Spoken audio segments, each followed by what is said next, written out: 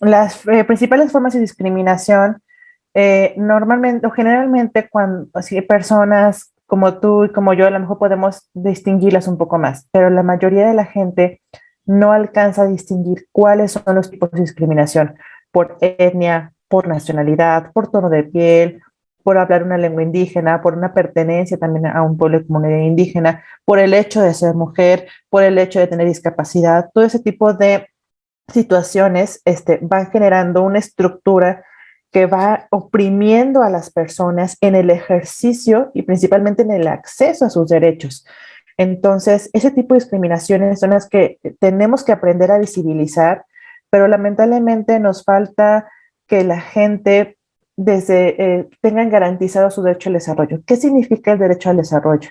Que no tengan que estar preocupados, preocupadas por ver qué van a comer el día de hoy, y estarnos empoderando en la ciudadanía para reconocer entonces cuáles van a ser esas discriminaciones o cuáles podrían ser esas discriminaciones.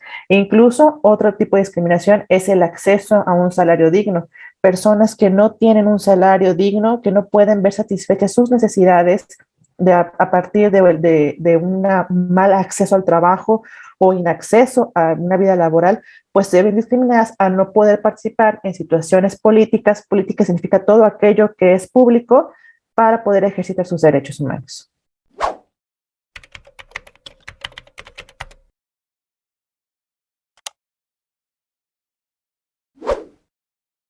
Definitivamente, por lo que te comentaba también hace un momento, cuando tenemos esta matriz de opresión, es decir, una mujer, una persona que es mujer, punto número uno, ya hay una posibilidad, una categoría sospechosa de que puede ser discriminada. Dos, porque no vive en la ciudad. Tres, súmale que es una mujer rural. Cuatro, súmale que es una mujer que pertenece a un pueblo, comunidad indígena. Cinco, que esa mujer además tuviera discapacidad. Y súmale una sexta, que tuviera una preferencia sexual distinta. Ya una mujer desde esas categorías, que fuera esa trazabilidad, ya no podría ejercitar sus derechos o el acceso en plenitud a sus derechos solamente por estar, ya no digo que en todas y cada una, en una sola, y por lo tanto la democracia que no permite o que no, el empoderamiento de su ciudadanía, pues es una democracia deficiente. Entonces el acceso a los derechos definitivamente sí afecta a la democracia. ¿Cómo están? Bienvenidas y bienvenidos a Programa Democrático Otro México, sí es posible. Aquí en el PRD estamos convencidas y convencidos de que otro México, por supuesto que es posible, platicando, discutiendo de estos temas de interés nacional. Hoy vamos a platicar sobre la desigualdad y la discriminación, y para ello en el programa nos van a acompañar dos panelistas extraordinarios que les voy a presentar a continuación. ¿Qué les parece si saludamos primeramente a la doctora Elisa Cruz Rueda? Ella es licenciada en Derecho, maestra y doctora en Ciencias Antropológicas, además de ser investigadora en el Sistema Nacional de Investigadores del CONACYT, nivel 2. También es profesora investigadora en la Escuela de Gestión y Autodesarrollo Indígena de la Universidad Autónoma de Chiapas. También es docente en el doctorado de estudios regionales de dicha universidad y cuenta con múltiples publicaciones sobre derechos humanos y derechos de los pueblos indígenas, entre los cuales destacan su libro Derecho Indígena, Dinámicas Jurídicas, Construcción del Derecho y Procesos de Disputa. Doctora Elisa, sin duda un currículum impresionante que nos va a permitir tener el conocimiento que usted nos pueda compartir en el programa del día de hoy. Me da muchísimo gusto saludarle. ¿Cómo está? Muchas gracias, muy bien y agradecida por esta invitación. Le agradezco mucho que esté con nosotros en este programa y bueno, pues igualmente quiero saludar, que le demos la bienvenida a Sergio Martín Tapia Argüello. Él es licenciado, maestro en Derecho, cuenta con la maestría en Sociología, en Democracia Constitucional y Estado de Derecho Global y además es candidato a doctor en Derechos Humanos. Él realiza estudios de investigación en el Centro de Estudios Sociales de la Universidad de Coimbra y es profesor invitado de la Universidad Católica sede Porto, ambas instituciones en Portugal. Es también especialista desde la crítica jurídica latinoamericana en temas de derechos humanos y teoría jurídica. Maestro Sergio, me da muchísimo gusto saludarle, recibirle aquí en Programa Democrático. ¿Cómo está el día de hoy? Hola, muy bien, muchas gracias. Buenas noches desde Portugal. Muy contento de estar aquí con Elisa y contigo y también de poder compartir con el público el día de hoy. Pues es un gusto para mí saludarles a los dos, tenerlos en el día de hoy en este programa democrático Otro México, si es posible. Y bueno, pues yo creo que para ninguno de nosotros es novedad que en nuestro país la discriminación la sufren diferentes sectores de nuestra sociedad. Mujeres, mujeres indígenas, personas de la comunidad LGBTI, también personas con discapacidad, adolescentes, niñas, niños. Yo quisiera comenzar con esta pregunta para nuestros ponentes. ¿Cuáles consideran que son las principales causas de la discriminación en nuestro país y si consideran que la discriminación es estructural? Vamos a comenzar, por favor, con la doctora Elisa. Gracias. Bueno, pues digamos que una de las fuentes justamente de la discriminación es el origen del Estado mexicano, porque en sus orígenes el Estado se concibe como monolítico y excluyente, ¿no? Entonces, el reconocimiento de las diversidades es muy reciente, apenas tal vez 10 años, pues desde comparado con el tiempo que tiene de gestación del Estado mexicano. Por eso es muy difícil, pues, esos reconocimientos de la diversidad, y eso lo observamos justamente en las tensiones que se genera por la exigencia de esos derechos, pues, de mujeres con el feminismo, de los pueblos indígenas, por el derecho a su autonomía, a su libre determinación y sobre todo a ser consultados, ¿no? Entonces, está en los orígenes y en las estructuras del Estado justamente eso, y si a eso le agregamos la educación que se imparte en las facultades de Derecho, pues es un gradiente, ¿no?, a la exclusión, porque muchos y muchas abogados y abogadas les cuesta justamente hablar en lenguaje incluyente, ¿no? Y llegan a decir, bueno, ¿y por qué voy a decir abogada si es obvio que en la palabra abogado pues estén incluyendo las mujeres? Y no es así, y eso pues viene justamente de la historia de exclusión de las mujeres, justo por este pensamiento de pensar que en las categorías que se han construido en el pensamiento jurídico o en cualquier pensamiento de cualquier disciplina, pues ya están incluidas esas diversidades, y es falso, ¿no? Y tan es así, pues, que esas desigualdades se expresan justamente en el rechazo a determinadas políticas públicas y a posturas negacionistas justamente de la diversidad cultural, concretamente de pueblos indígenas, cuando pues son juzgados y juzgadas estas personas en procedimientos penales y no se les cumplen las garantías del debido proceso a tener intérpretes traductores en su lengua y defensores capacitados que también conozcan sus usos y costumbres, ¿no? Y esto porque vemos defensores y defensoras que dicen, pues, ¿para qué, no? Si es obvio que hablan español, ¿no? Por ejemplo. Muchas gracias. Muchas gracias a usted, doctora. Maestro Sergio, a mí me gustaría también preguntarle, ¿por qué la discriminación priva, menoscaba los derechos humanos, reproduce igualdad social? Y preguntarle también, aprovechando, ¿cómo afecta la democracia en nuestro país? Bueno, por supuesto. Primero, yo quiero decir que estoy totalmente de acuerdo con la doctora Elisa, ¿no? El Estado mexicano se configuró desde los inicios como un Estado profundamente discriminatorio. No es una cuestión excepcional, ¿no? Es decir, el sistema moderno es un sistema, el sistema capitalista, el sistema de producción y de reproducción de la vida cotidiana, pues es un sistema que desde sus orígenes estructura una forma particular de igualdad, ¿no? La igualdad formal, es decir, que todos seamos tratados igual ante la ley. Y esa igualdad genera desigualdades sociales. Genera desigualdades sociales porque, como decía André Breton, aunque todos tengamos prohibido dormir debajo de un puente, los millonarios nunca necesitan dormir debajo de un puente. Dicho esto, pues, lo que nosotros vemos es que esas desigualdades sociales que se generan estructuralmente van permeando en la sociedad de una manera tal que impiden que las personas logren alcanzar aquellas cuestiones que necesitan para una vida digna. Como tú bien lo mencionas, la desigualdad y la discriminación generan frenos de entrada para cuestiones eminentemente formales, como el cumplimiento de los derechos humanos. Una persona que no cuenta con ciertas características, que no tiene ciertos requisitos, que no cumple con aquellas cuestiones que el imaginario social colectivo o el Estado mismo establece como requisitos para tener acceso a ciertos bienes y servicios, pues simplemente no podrá tenerlos. En ese sentido, nosotros vemos, pues, que la desigualdad y la discriminación generan una barrera de entrada a los derechos humanos. De la misma forma, generan una limitación para la participación activa y efectiva en la vida democrática de nuestros pueblos. Esto significa que las personas, simplemente por ser tratadas de una manera desigual, no solamente no van a tener los bienes y servicios a los que tienen derecho, sino también que no van a poder ni siquiera exigir el cumplimiento de los contratos sociales, de los múltiples contratos sociales que nosotros articulamos como sociedad. En ese sentido, por ejemplo, se ha establecido ya a través de diversos estudios en el sistema interamericano, por ejemplo, en la opinión consultiva 4 del 84, que la discriminación genera una barrera de entrada para los derechos humanos y que establece límites para la participación en la vida democrática de nuestras sociedades.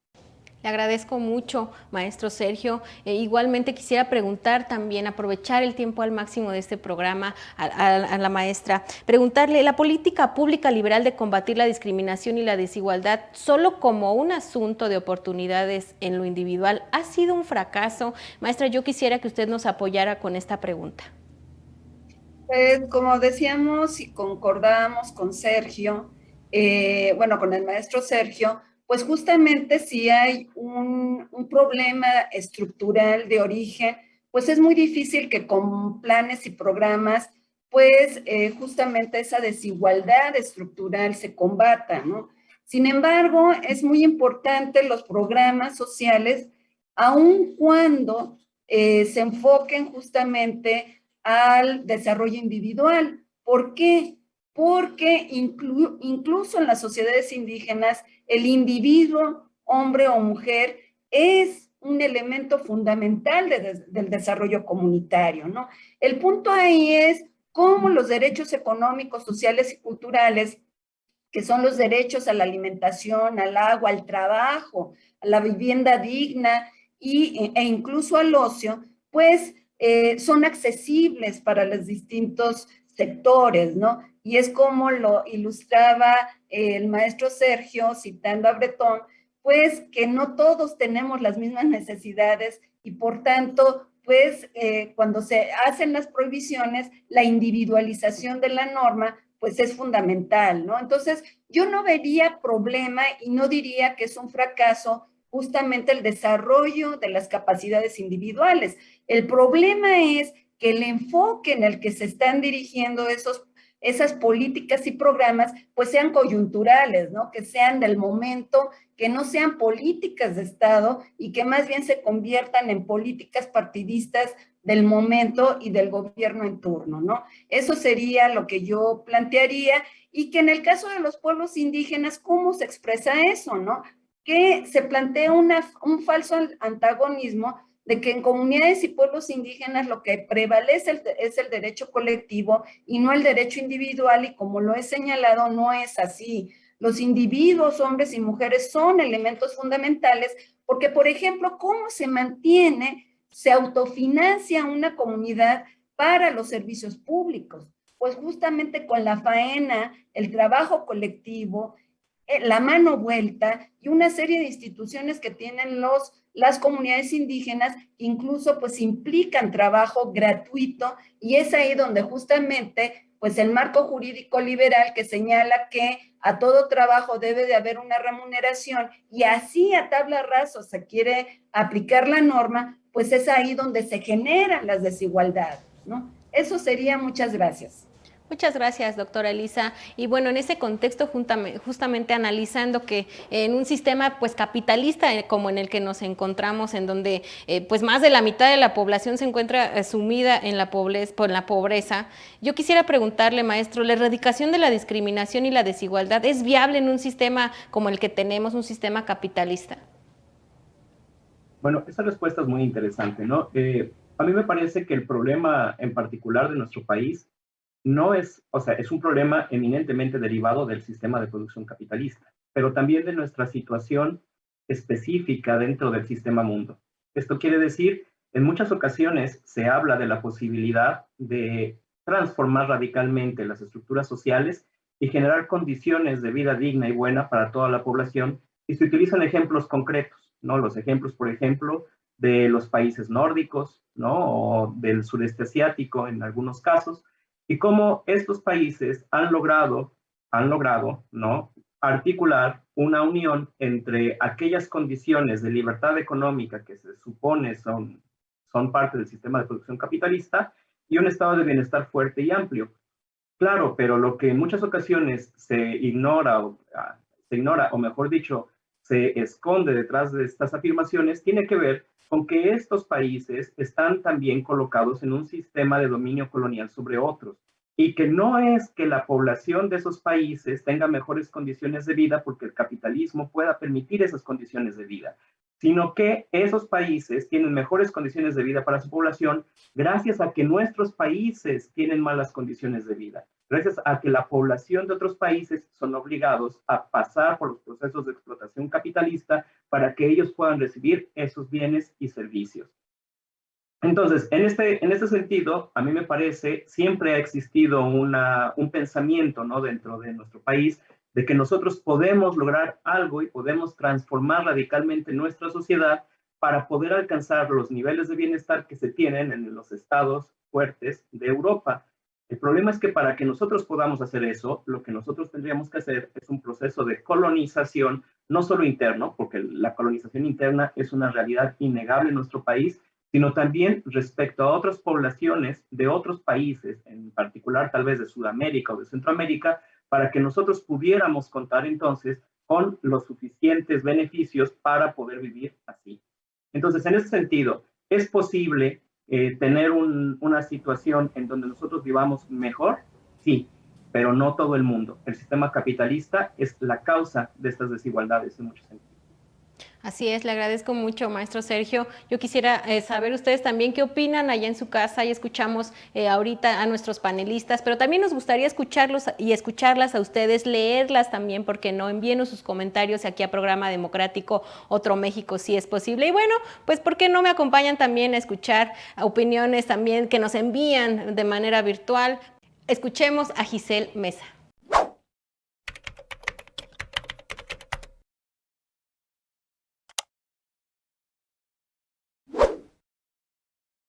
Sí, mira, es a veces complicado hablar de acciones afirmativas, porque habrá personas que crean que una acción afirmativa per se ya es discriminación. Hay quienes desde un plano de desigualdad, y yo diría que un poquito de ignorancia, dicen, bueno, pero ¿cómo le van a dar a las mujeres una cuota política si se supone que deben de llegar las y los mejores, ¿no? Pues muy fácil. A las mujeres se nos dan esas acciones positivas para que podamos sortear y brincar todos los obstáculos que lamentablemente tenemos que hacer frente como mujeres. Esas acciones positivas no es discriminación, son acciones afirmativas que nos ayudan a poder sortear esos escalones de la discriminación. Muchas autoridades sí tienen la buena intención de querer hacer o dar un poco más sobre estas decisiones públicas, pero lamentablemente a un 90% más o menos, nos dice Naciones Unidas en sus últimos informes de la CEDAW, la misma Relatoría de las Mujeres en la Comisión Interamericana, nos han dicho que más del 90% del servicio público no tiene perspectiva de género. Entonces, por más que tengan buenas intenciones, no siempre se dan los mejores ajustes razonables para que las personas podamos sortear esa discriminación. Una persona con discapacidad, por ejemplo, ¿qué hace día a día? En lo que tú y yo caminamos o nos cuesta una cuadra 2, 3 minutos, a una persona con discapacidad que las autoridades no le han garantizado la accesibilidad, se encuentra un macetero, se encuentra una banqueta rota, se encuentra un poste en la mitad del camino y por lo tanto la caminata va a ser de 15 minutos, mientras que para ti, para mí, sería únicamente de 2 a 3 minutos. Entonces, yo sé que hay muchas autoridades que tienen muchísima voluntad, pero ojo, la mayoría lamentablemente son personas que están en un empleo, pero el funcionariado, quienes toman las decisiones, les hace falta un poquito más de dejarse asesorar por quienes desde el expertise técnico podrían aportar un poco más.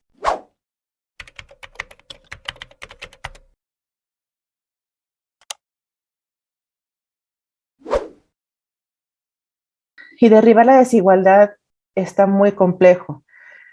La mayoría de las personas viven con 20 a 100 pesos al día.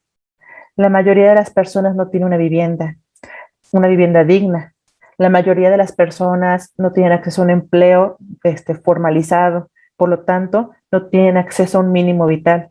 Las personas no tienen acceso a un mínimo del desarrollo y el 52% de la población de México vive así. A lo mejor para ti, para mí, a mí no me gusta decirlo, pero pues lo tengo que decir ahorita, es un privilegio el tener una computadora, el tener estos audífonos, el tener acceso a internet, el tener acceso a luz, cosa que no ocurre con la mayoría, con el 52% de la gente que está allá afuera. Entonces, el primer punto para poder empoderar a la gente y erradicar la desigualdad es garantizarles el acceso al desarrollo con un mínimo vital.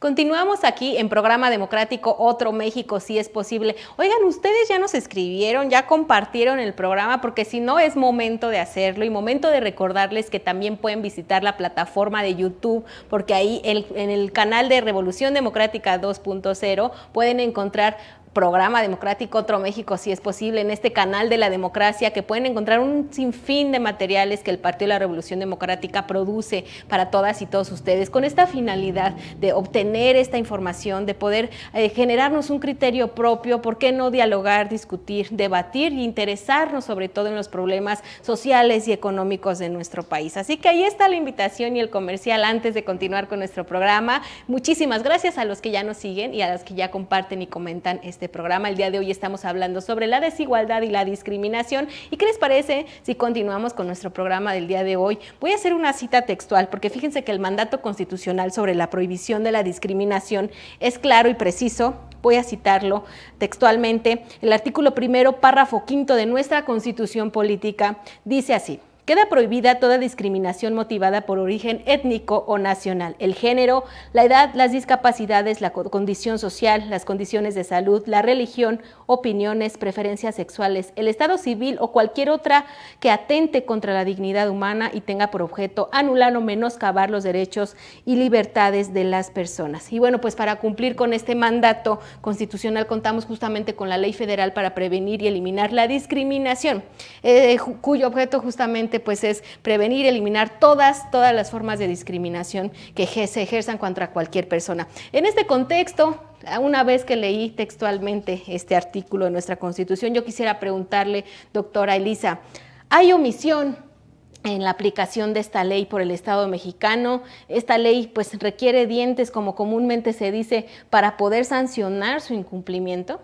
Justo el párrafo que acabas de leer está integrado en lo que se llama la Reforma de Derechos Humanos de 2011 a la Constitución Política de los Estados Unidos Mexicanos, que es el Pacto Federal, y que todas las entidades federativas pues han aceptado ceñirse a ella. Si ha cumplido el Estado mexicano con esta ley, pues sí, podríamos decir que en muchos aspectos no ha cumplido, ¿no? Pero no solo con esta ley, sino con el bloque de constitucionalidad de derechos humanos que justamente remite el artículo 1 de la Constitución, del cual tú leíste este extracto y este párrafo, y que ahí el reto tal vez no es estar legislando cada una de las conductas del Estado, que lo que debe de hacer o no debe de hacer, o lo que debemos de hacer los particulares para cumplir derechos humanos, sino justamente difundir derechos humanos para que sepamos hasta dónde llega la acción del Estado, cuáles son sus límites y lo que debe hacer justamente para cumplir, hacer cumplir, garantizar y proteger los derechos humanos. Le agradezco mucho, doctora Elisa. Quisiera preguntarle también al maestro Sergio que nos comentes un poquito más acerca de en qué consisten estas medidas de nivelación, de inclusión y estas acciones afirmativas que señala esta ley que estamos comentando para prevenir y eliminar la discriminación. Claro, bueno, a mí me parece que uno de los grandes problemas que tenemos dentro de nuestro país es esta idea voluntarista del derecho, ¿no? La idea de que simplemente porque hagamos algún tipo de reformas de tipo jurídico, la realidad misma se va a transformar. Eso es una actitud que tenemos especialmente los abogados, ¿no? En las facultades de derecho es la visión dominante. Me parece que muchas cosas que se han hecho durante los últimos años, como bien dice la doctora Elisa, después o derivadas de la reforma constitucional en materia de derechos humanos, son muy importantes. La cuestión es cómo es que podemos materializar esas reformas legales en la vida cotidiana. Y estas medidas que se nos han mencionado, ¿no? Las medidas de nivelación, inclusión y las acciones afirmativas, son mecanismos a través de los cuales se pretende lograr una verdadera inclusión y una verdadera igualdad dentro de nuestra sociedad. ¿Cómo es que hacemos que esas normas que están contenidas ahí simplemente sean una realidad en nuestra vida cotidiana? Entonces, nosotros podemos ver, por ejemplo, cómo existen cuotas en las candidaturas, por ejemplo, ¿no? Existe una cuota mínima para cada uno de los géneros y una cuota máxima para el otro, que lo que buscan es que entonces los candidatos y las candidatas se encuentren en una igualación.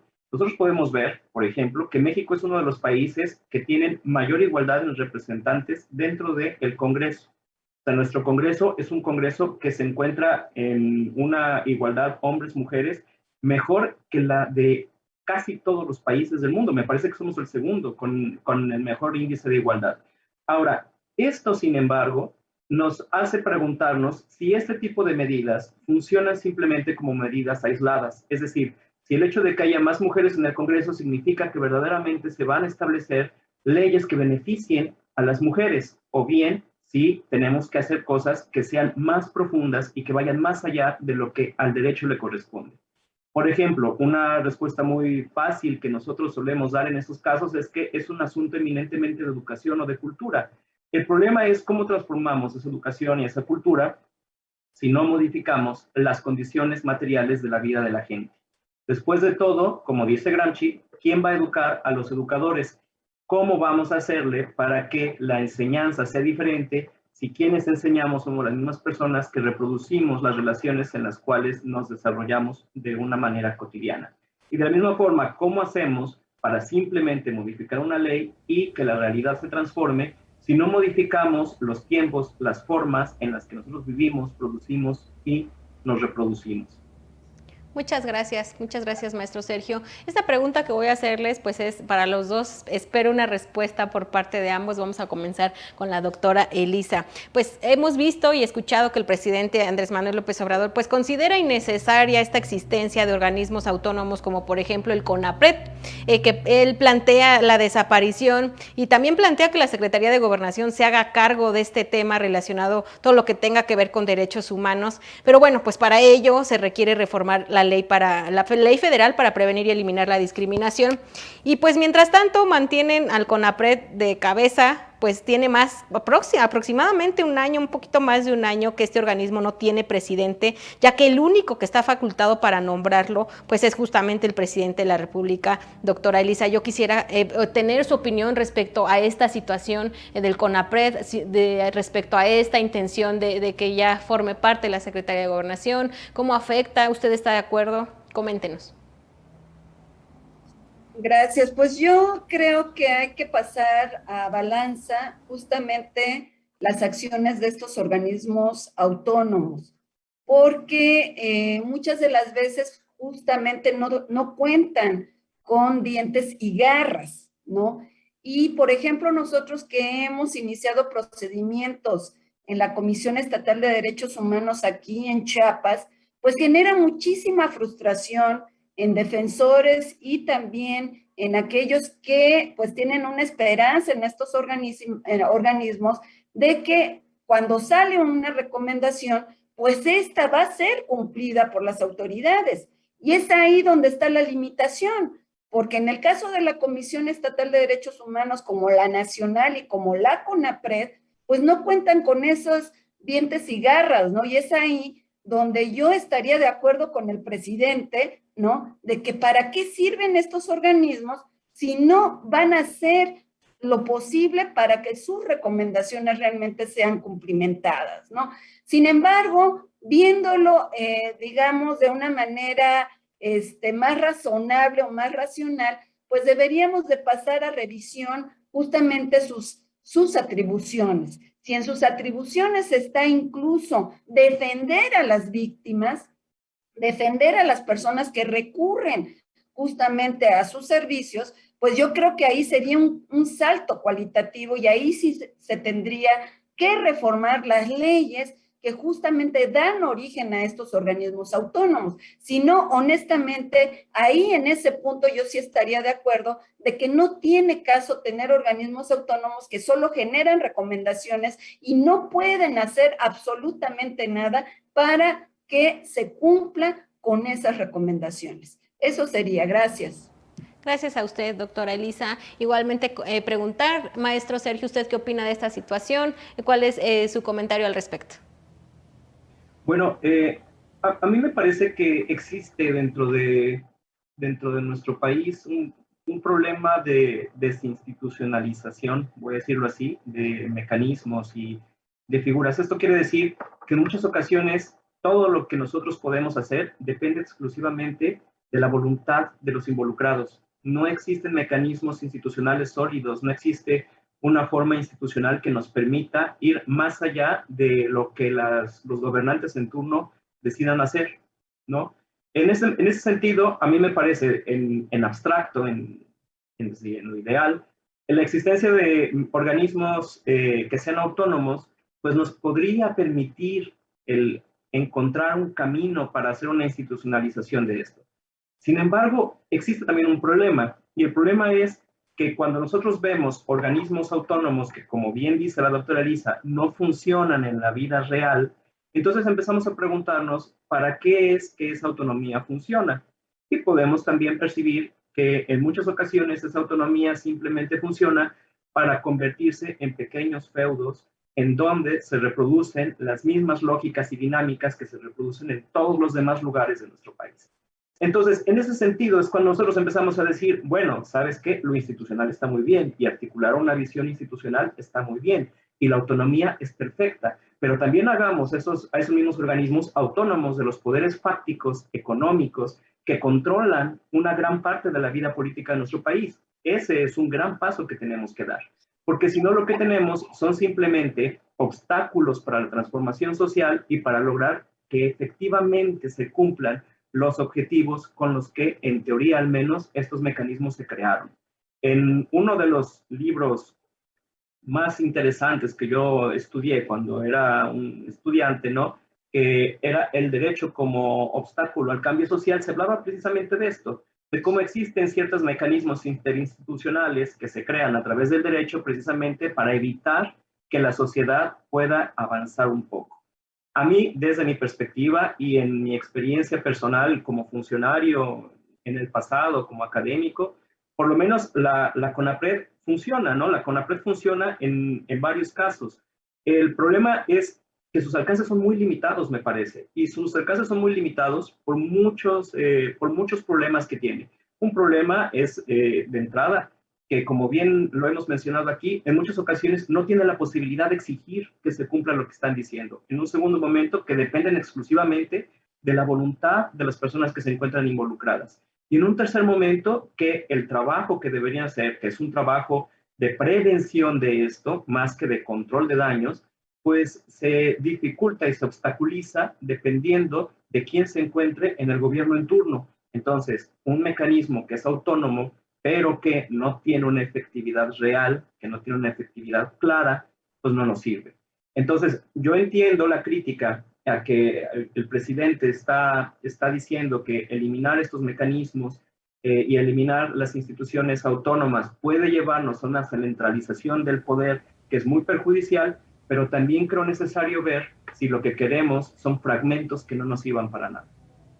Muchísimas gracias, maestro Sergio. Yo quisiera también saber qué opinan ustedes de esta situación, de esta intención del presidente de, bueno, pues hacer que la Secretaría de Gobernación se haga cargo justamente de todos los temas que tengan que ver con derechos humanos. ¿Consideran ustedes necesaria la existencia de estos organismos autónomos como la CONAPRED? ¿Ustedes qué opinan? ¿Por qué no nos escriben aquí a Programa Democrático Otro México si es posible? Vamos a ir rápidamente a un corte, pero no se vayan porque vamos a regresar ya finalmente a escuchar más propuestas, vamos a escuchar la neta del planeta de nuestros panelistas si consideran que Otro México es posible o no y por supuesto sus propuestas y conclusiones. Vamos rápidamente a un corte y regresamos.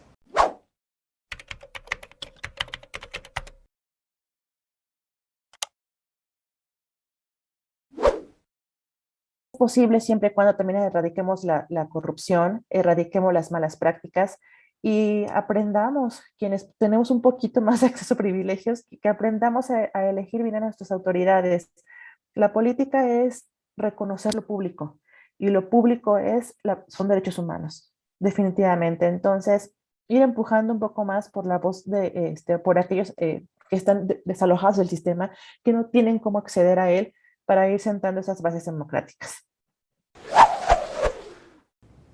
Muchísimas gracias a Giselle Mesa, que nos ha regalado esta opinión a través de esta forma virtual en la que seguimos trabajando. Muchísimas gracias a Giselle Mesa. Y bueno, pues estamos ya en la recta final de Programa Democrático Otro México, si es posible. Estamos en el último segmento, pero no el menos importante, por supuesto. Y yo quisiera, antes de continuar, seguirles invitando a que compartan y comenten el programa, que le den like, a que nos envíen sus comentarios, a que disfruten los demás programas que el Partido de la Revolución Democrática, a través de este canal de Revolución Democrática 2.0, tiene para ustedes este material sin fin, que ya se tiene, un material muy extenso, un contenido muy amplio, muy nutritivo, de verdad, que está para todas y todos ustedes muy, muy lleno de información. Ustedes pueden disfrutarlo y aprovecharlo de todo tipo de información, de muchos temas de interés nacional, de libros, porque la literatura también es muy importante. Y bueno, pues pasemos ya al final de este programa. Voy a leerles un pequeño fragmento del programa democrático del Partido de la Revolución Democrática, justamente en el que señala que la lucha del PRD contra el autoritarismo, la exclusión y la discriminación es continua para impedir que se perpetúe la desigualdad. Por ello, el objetivo fundamental del Partido de la Revolución Democrática es la conquista de una sociedad democrática, libre, incluyente, justa, con igualdad social, para lo cual propone lo siguiente. Propone y aspira a la construcción de un Estado democrático, social, de derecho, que sea garante del derecho a la igualdad, a la no discriminación, por medio de la implementación de medidas necesarias e indispensables para asegurar el ejercicio pleno de los derechos humanos por medio de la universalidad y la exigibilidad de los mismos. Yo quisiera, maestro Sergio, que usted nos regalara su opinión de esta propuesta programática del PRD respecto a garantizar la igualdad sustantiva, la no discriminación, a través de una política pública que garantice el ejercicio pleno de los derechos humanos. Por supuesto, a mí me parece que el PRD, ¿no? Ha tenido siempre muy clara la necesidad de transformar ciertas condiciones económicas y materiales para lograr una verdadera inclusión. En ese sentido, a mí me parece muy adecuado.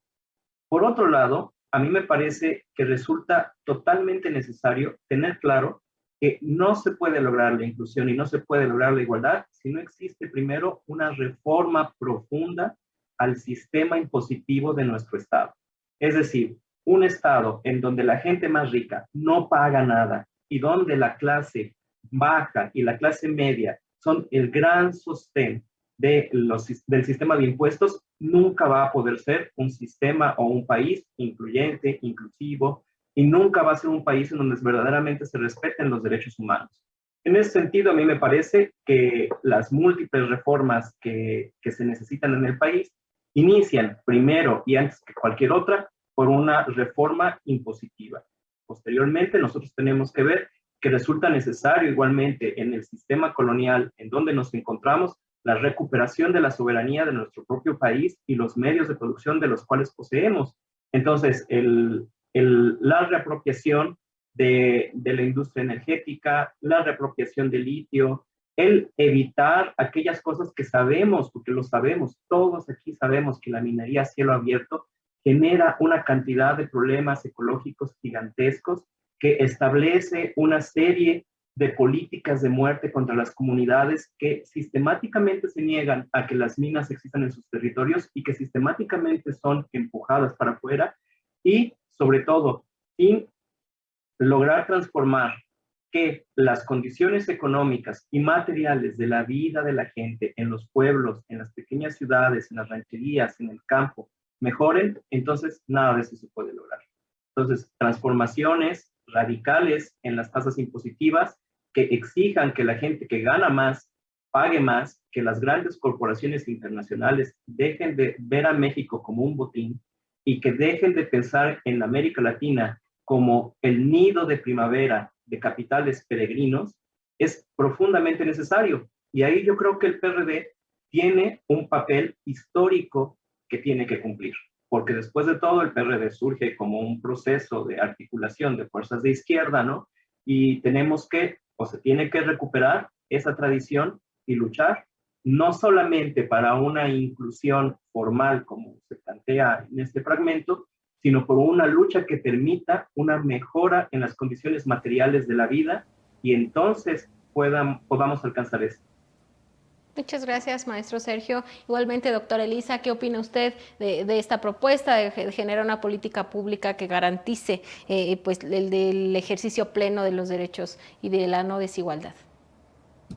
Pues es una muy buena expresión de voluntad, una declaración de principios que como tal pues queda justamente en un horizonte utópico, ¿no? La pregunta ahí es, ¿qué distinguiría una frase así de otros que también pues forman parte de la oposición en este país ahorita y que se proponen lo mismo, ¿no? Entonces, justamente, pues Sergio, el maestro Sergio ha planteado pues las políticas públicas y los sectores donde debería de ser, ¿no? Y yo creo que en ese sentido el PRD sí debería de hacer una revisión de conciencia, porque no nos olvidamos de que firmaron el Pacto por México, de que firmaron y aprobaron la reforma energética, que es la reforma estructural, y que viene coronando justamente, fíjense nada más, las reformas de 1992 de Carlos Salinas de Gortari, sobre el artículo 27 constitucional, ¿no? Entonces, imagínense nada más. Entonces, es buscar las raíces del PRD, como lo dijo Sergio, y ser consecuentes, porque podemos tener una utopía de que otro México es posible, pero nuestros actos de hacer pactos, ahora sí con el diablo, hacer pactos con otros por pervivir como fuerza política, pues es donde nos condenamos, ¿no? Y se ha condenado el PRD porque justamente algo que queda en la historia de este país es la irracionalidad de haber firmado y haber aprobado la reforma energética, que con lo que dijo Sergio es justamente todo lo contrario, porque la reforma energética, ¿qué plantea? Pues otro principio de utilidad pública, otro principio de interés social. Ahora el interés social y la utilidad pública están en la generación de energía y los intereses de los particulares, de ejidos y comunidades y de propietarios de terrenos con vocación agrícola se tienen que alinear a eso. Y por eso es que hoy por hoy estamos así. Entonces yo invitaría al PRD y a sus militantes que hagan una revisión consciente y a profundidad de lo que ha hecho el PRD y que tal vez lo que dice el maestro Sergio lo olvidaron en el camino y que entonces si el horizonte es ese proyecto programático de veamos el horizonte de una verdadera democracia en igualdad, pues ¿qué pasó con los pasos que estamos dando y con las actitudes que asumimos para llegar ahí? ¿O será que todavía se vale hacer pactos con el diablo porque los fines justifican los medios? Pues me parece que no. Eso sería. Muchas gracias. Le agradezco mucho, doctora Elisa. Definitivamente todo tema debe de llevar a la reflexión y por supuesto que como partido hacer esa introspección, hacer ese análisis es muy sano y le agradezco mucho su comentario, doctora Elisa. Y bueno, me gustaría preguntarles, ¿qué proponen ustedes, qué proponen, maestro Sergio, para prevenir, para atender, sancionar, erradicar la desigualdad, la discriminación y pues finalmente alcanzar una igualdad sustantiva? A mí me parece que el primer paso para llevar a cabo una política que sea verdaderamente efectiva en ese sentido es olvidarnos de la visión voluntarista que impera en nuestra sociedad. Voluntarista no solo del derecho, no solo como vamos a transformar el derecho y entonces vamos a transformar la realidad, sino también voluntarista a nivel personal, en la idea de que nosotros podemos lograr con nuestro esfuerzo y nuestra voluntad transformar nuestra propia vida. Recordar que los problemas de la discriminación y la desigualdad son problemas estructurales y que como problemas estructurales no bastan las soluciones o las búsquedas personales, sino que necesitamos transformaciones estructurales. Entonces, en ese sentido, mencioné algunas, ¿no? Finalmente hacer una reforma en materia impositiva que sea efectiva que verdaderamente empiece a cobrarle a aquellos que debe ser cobrado, aquellos que más se benefician con la figura del Estado y que después intentan por todos los medios posibles no darle a la sociedad aquello que están sacando, que están absorbiendo de esa misma sociedad, es un primer paso. Después también tenemos que ver que tenemos que lograr una reforma en materia de ciencia, de tecnología y de educación en nuestro país. Necesitamos dejar de producir simplemente a personas que no entiendan de una manera integral de sus problemas, sino que yo lo veo mucho, por ejemplo, con las y los estudiantes, ¿no?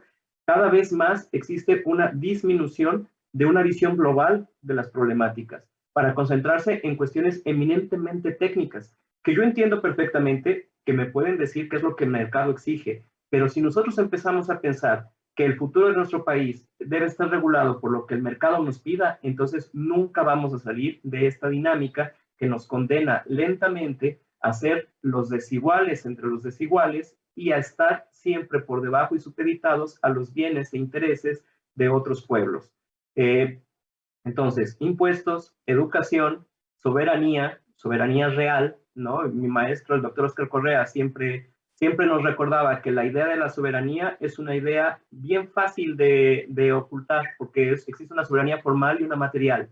La soberanía formal es decir, simplemente ponerla en un papel. La soberanía material es que realmente seamos capaces de decidir lo que ese papel dice.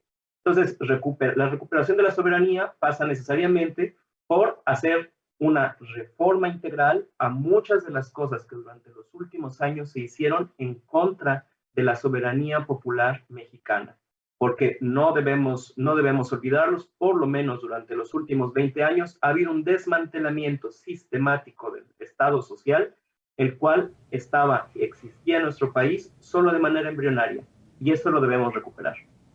Muchas gracias, maestro Sergio. Doctora Elisa, igualmente preguntarle cuáles serían sus propuestas para erradicar, prevenir, sancionar la desigualdad y la discriminación en nuestro país. Gracias. Pues yo creo que el PRD tendría que tener un programa de difusión de derechos humanos, justamente del bloque de constitucionalidad, porque el origen de la violación de los derechos y parte de esos derechos es a la no discriminación, pues es la ignorancia sobre esos derechos, ¿no? Y que digamos eso estaría como en la base de lo que propone Sergio, ¿no? Porque pues podemos o no estar de acuerdo con el actual gobierno, pero en algo sí hay que reconocerle. Está persiguiendo, por lo menos develando, mostrándonos la corrupción desde sus, ahora sí, desde sus entrañas, y que tal vez todos los partidos políticos, incluso el PRD, tendrían que poner sus barbas a remojar, a ver si partidarios o militantes o representantes populares que haya llevado el PRD a esos espacios de decisión nacional, pues también tienen cuentas que tienen que rendir ante su partido y ante la ciudadanía, y yo creo que eso sería un ejercicio muy sano, donde no esperemos como simpatizantes de alguna fuerza política, pues que esa fuerza política haga el trabajo que nos toca hacer a nosotros, que es la exigencia justamente de cuentas claras, y de cuentas claras señalando si fueron funcionarios en su momento, si firmaron en su momento pactos que hicieron traicionar sus programas o sus ideales programáticos, pues qué está pasando, ¿no? Y ahí sería, pues ahora sí, muy loable que el partido rinda cuentas de manera humilde y que también enseñe a la población en general y sobre todo a sus militantes a defender sus derechos. Claro, el riesgo ahí como todo es que cuando una persona conoce sus derechos, pues la autoridad y en este caso los que forman parte de las mesas directivas de los partidos, en este caso el PRD, pues se tiene que estar muy listo a ser cuestionado porque la ciudadanía armada con sus derechos y conocimiento de esos derechos, pues es muchísimo más poderosa y tal vez nos muestre que ya no es necesario por los partidos políticos para accionar la democracia. Gracias. Muchas gracias, doctora Elisa. Y antes de despedirme de usted, me encantaría preguntarle si usted considera que un México donde no exista la desigualdad, donde no exista la discriminación, es posible. Pues sí, como utopía es posible, pero solo va a ser posible si ajustamos nuestros discursos a nuestra práctica cotidiana y no decimos que erradicamos la desigualdad cuando tenemos prácticas discriminatorias, misóginas, que rechazamos a los otros por su condición de género, por sus preferencias políticas, religiosas, sexuales, y que más bien utilizamos eso para denostarlo. Yo creo que la ciudadanía cada vez estamos más inteligentes, más preocupados por la vida pública de nuestro país y que ahí sí podemos exigir probidad, que finalmente es eso, y la probidad es que lo que digo justamente se alinea a lo que hago y a lo que muestro públicamente, pero también en mi vida privada. Eso es lo que yo diría que tendría que ser una condición interna de cada uno, pero también que los partidos y también los funcionarios pues revisen sus actitudes y los horizontes que abrazaron en algún momento cuando aspiraron a puestos de elección popular, pero también cuando aceptaron ser funcionarios en las distintas dependencias. Eso sería, muchas gracias. Muchas gracias, doctora Elisa. Igualmente preguntarte, maestro Sergio, ya nos decías anteriormente que otro México donde no exista la desigualdad, la discriminación es posible, pero no para todos. Me gustaría preguntarte, pedirte que nos extendieras un poquito más tu opinión sobre si es o no posible otro México. Claro, a mí me parece que retomaste muy bien el inicio de lo que yo quiero decir. Me parece a mí que podemos transformar la realidad que nosotros tenemos en nuestro país, ¿no? Una realidad que además se encuentra entrecruzada por múltiples fenómenos que dificultan la inclusión, la democracia y el respeto y disfrute de los derechos humanos, como por ejemplo la violencia sistemática que el país vive, que vive un repunto desde 2007, 2008, que echó al caño 30 años de avances en la materia. Pero esta violencia, una violencia que cada día va en aumento, afortunadamente desde mediados del sexenio de Peña Nieto, el aumento ha ido disminuyendo, ¿no? Lo cual nos habla de una tendencia de que tal vez en un futuro próximo pueda incluso disminuir nuevamente. Bueno, cruzados por todos estos elementos, claro que podemos lograr un mejor país para mucha gente, pero me temo que el sistema en el que vivimos y la manera en la que articulamos las relaciones en nuestro país, que en muchas ocasiones ni siquiera son de explotación eminentemente capitalista, sino que hasta parece semifeudal, pues imposibilita que todas y todos disfrutemos de los bienes y servicios que nuestro país puede ofrecer bajo el sistema actual. Solo a través de una gran transformación que sea sistémica y una transformación que elimine esas barreras que parecen naturales en nuestro país, es que podríamos hablar de un México diferente. Pero ese México diferente se me antoja tan lejano que me parece impensable en este momento. Claro, como dice Galeano, recordando a uno de sus amigos, la utopía se construye así. Cuando tú caminas un paso, el horizonte también avanza otro paso. Y caminas 5 pasos más y el horizonte se va a otros 5 pasos. ¿Para qué sirve entonces el horizonte? Pues para eso, para seguir caminando. Y de esta manera, nosotros, cuando pensamos en la imposibilidad de un México totalmente justo, lo que tenemos que entender es que el hecho de que ese México totalmente justo no pueda existir, no significa que no tengamos que dejar todo nuestro esfuerzo en tratar de construirlo. Porque la utopía no es un lugar que no existe, pero si no existe, entonces nos toca a nosotros empezar a construirlo. Y esa es una responsabilidad histórica que tiene también el partido. Pues, maestro Sergio, no me queda más que agradecer tu participación en el programa del día de hoy. Doctora Elisa, igualmente le agradezco enormemente su participación, sus aportaciones a este programa. A los dos, es un placer haberlos escuchado. También a todas y todos los que nos acompañaron conectados en este programa del día de hoy. Les agradezco enormemente, no sin antes, no voy a despedir este programa sin invitarlos nuevamente a que compartan, que comenten este programa. Ustedes saben que ustedes pueden opinar y emitir sus opiniones, aquí son bien recibidas discutidas, analizadas y que se trabajarán sobre de ellas. Muchísimas gracias. Este fue Programa Democrático, Otro México, si es posible. Yo soy Gaby Juárez, como siempre, un placer estar con ustedes. Muchísimas gracias.